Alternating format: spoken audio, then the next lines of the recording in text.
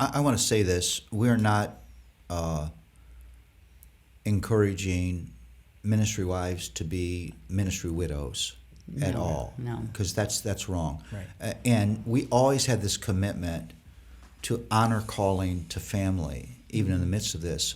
For example, when I was in Scranton, I said, look, I'm not going to fill I told the congregation this, my evening with ministry appointments because I have young children.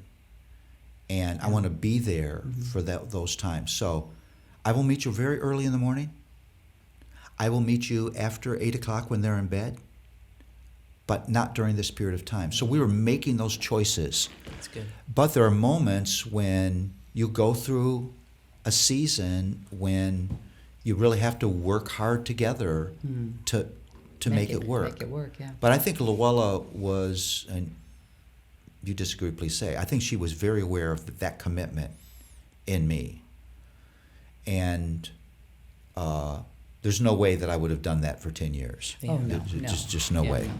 That's beautiful. I remember specifically a time when my youngest was a baby, she's like an infant.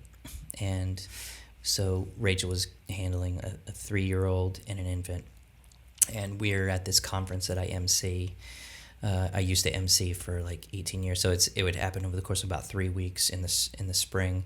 We'd be down in Florida, and I remember one time when my oldest daughter was crying, the baby was crying, Rachel was trying to deal with stuff, and I literally had to be at like sound check for the meeting because nobody else was going to do it. And I remember closing the door and going, I love you, and like listening to the screams as I closed the door and thinking in this moment, like, Ouch. if I know this is a season, it's just Yeah. a small period of time, but at the same time, it was like, I know that Rachel believes in what I'm doing, and if she was fighting against that in those moments, I'd have to really definitely reconsider what God is calling me to here.